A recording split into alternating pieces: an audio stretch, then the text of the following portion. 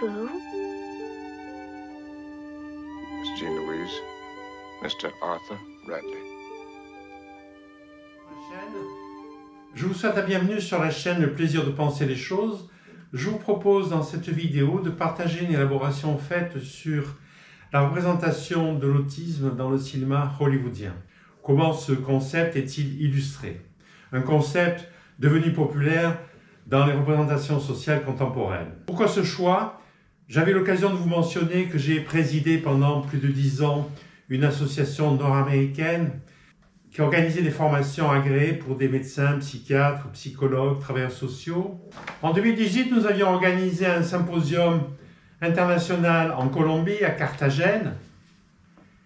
Et à l'époque, nous avions invité un Canadien, une référence mondiale dans ce domaine, en particulier pour ce qui est des aspects neurocognitifs et génétiques, le professeur Motron. Et je me souviens qu'il avait beaucoup insisté sur le caractère hétérogène des tableaux cliniques de ce trouble psychiatrique. La grande variété, comme il disait, de profils cognitifs autistiques. Ce qui implique pour les professionnels qui ont à soigner ces adultes ou ces enfants, de se montrer éclectiques, d'avoir à disposition différents outils thérapeutiques qui sont validés, qui permettent de faire une prise en charge personnalisée. Il faut surtout ne pas s'enfermer dans une théorie, par exemple.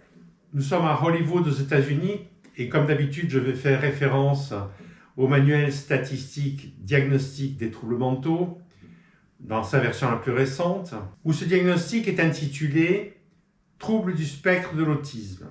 Là aussi, on retrouve l'idée d'élargir le plus possible ce diagnostic pour y inclure des diagnostics comme par exemple Asperger, Kanner, etc.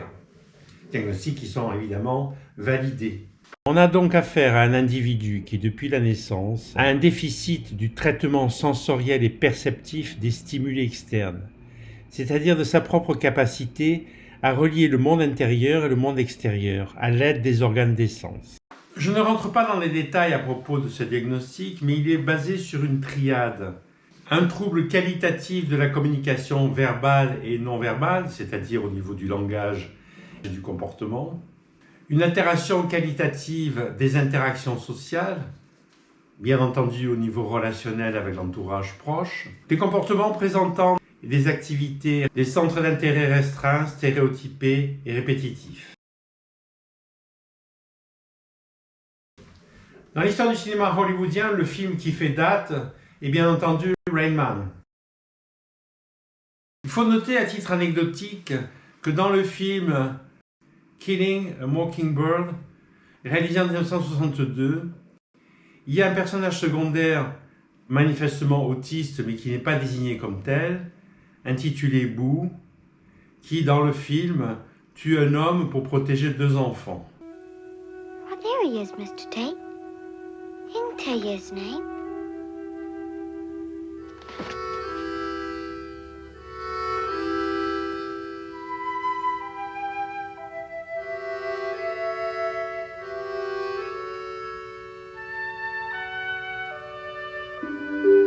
Personnage joué par un acteur débutant, Robert Duvall. Je vous rappelle que ce film est considéré comme un des plus grands classiques de l'histoire du cinéma hollywoodien. Rain Man, réalisé par Barry Levinson, et dont l'intrigue met en scène 2 frères, l'aîné qui est autiste et qui a toujours vécu dans une institution, et son frère est le Benjamin, I'm an excellent driver. You know how to drive? Yeah. qui lui est une espèce de jeune écervelé qui, comme on dit, vit à crédit. Et ces 2 personnages vont participer à une espèce de road movie, scandé par des épisodes tragicomiques. Enjoy kissing a woman? I don't know. How was that? Wet. Qui rendent les personnages particulièrement attachants et émouvants. Never hurt Charlie Pap. Never hurt Charlie Pap.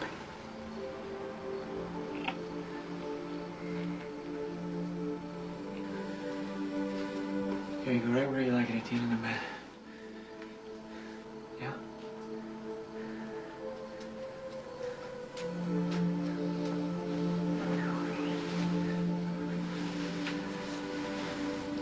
Come on, babe.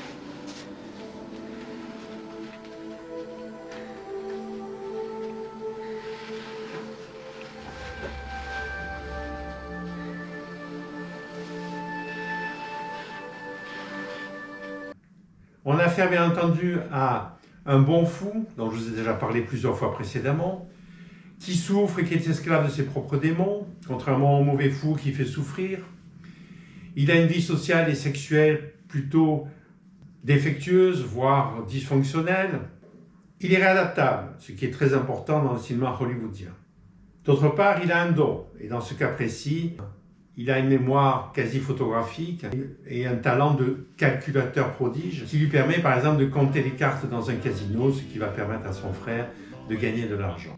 Le seul bémol de ce film est le message de fin qui nous dit qu'au fond, un autiste n'a pas d'autre perspective que de vivre en institution. Peut-être faut-il situer ce message dans le contexte de la fin des années 80.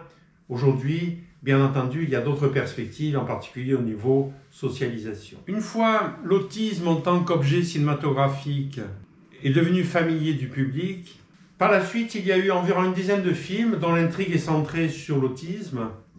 La plupart du temps, dans une relation de couple où l'un des partenaires est autiste, voire les deux, et qui nous montre les difficultés d'adaptation réciproque.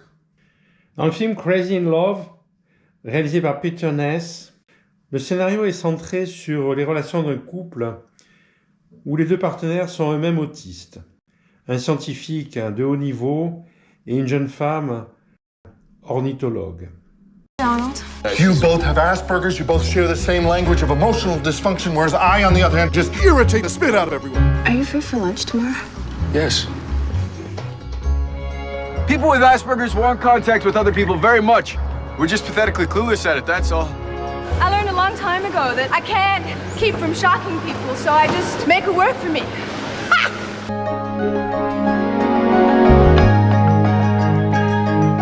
What'd you do? Where's my stuff? I thought you'd like it. You had no right to do this! You stole my life. Dans le film Mr. Wolf, un portrait est fait d'un expert comptable atteint d'autisme, dont la profession est une couverture pour d'autres activités criminelles. Make a decision.